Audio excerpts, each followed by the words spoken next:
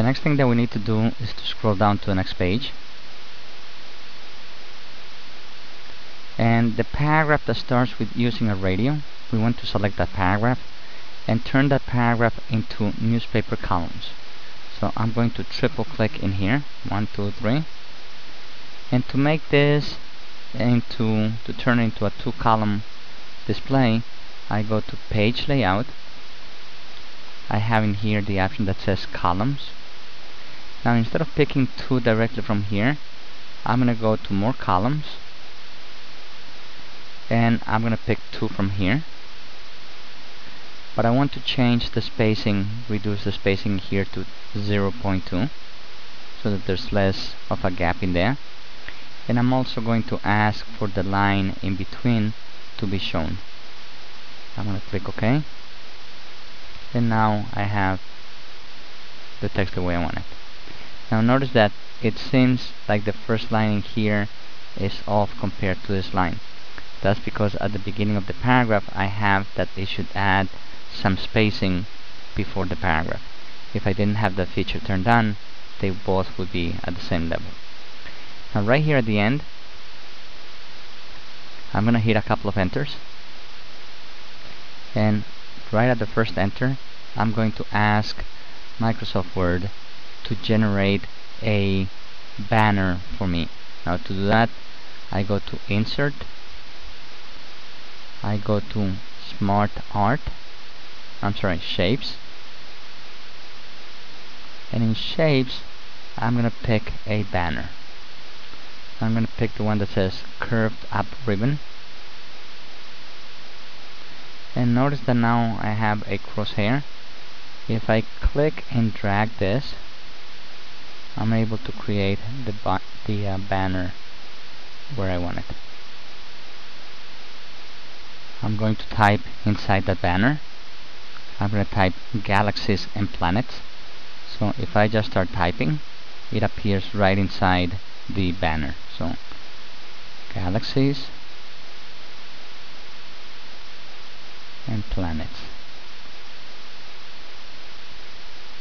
Now I would like to make this 18 points, so I'm going to triple click and change the size to 18 points.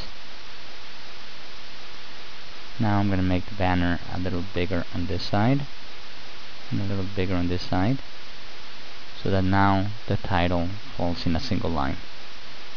Okay, I can also change the color of the banner in here by going to Drawing Tools, Format, and I could pick a different style. Okay, so notice that I could pick something different. Okay, so I'm going to pick something like a purplish kind of color. Now I'm going to click away from my banner. Notice that the reason why I hit a couple of enters in here was to open up space for the banner, and then I would be able to type afterwards. If I had asked for the banner and then I hadn't done this before, I would have had to then hit enter a number of times and then move the banner up so that it falls in the right place. Now what I would like to do right now is to insert a table.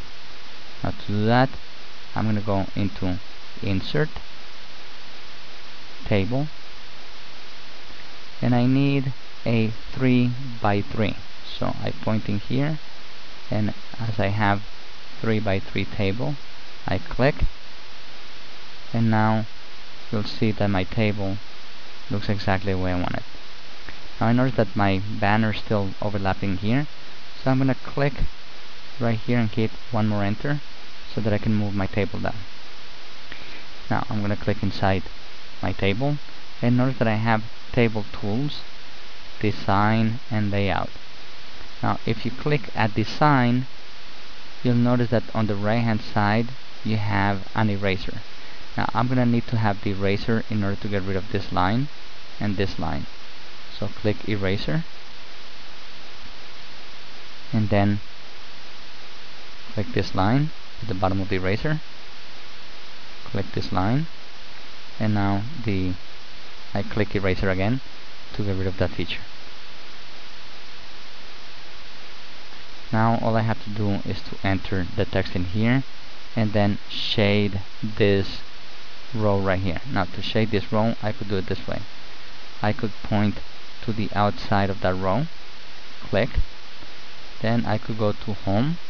Actually, I have it right here, shading, and I could pick one of the light shading over here. Now inside here, I need to type planetary objects, and I'm going to put it in the center, so I'm going to do Control E. Now I want that also to be 18 points, so I'm going to go to home.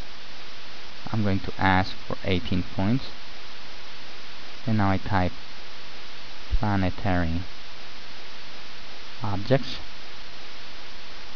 If I point and click inside this box, okay, I notice that I would like to put something center in here, and center in here. So to do that, instead of doing one after the other individually, I'm going to point to the outside of this row, and then I'm going to say that I want everything in that row to be centered. I could have done Control E. Now at this point, I click right here, and I need to type name. Now I'm going to press Tab to go to the next box. Size, Tab again for point and click. Distance from the sun. Now at this point, we're done with our table right here.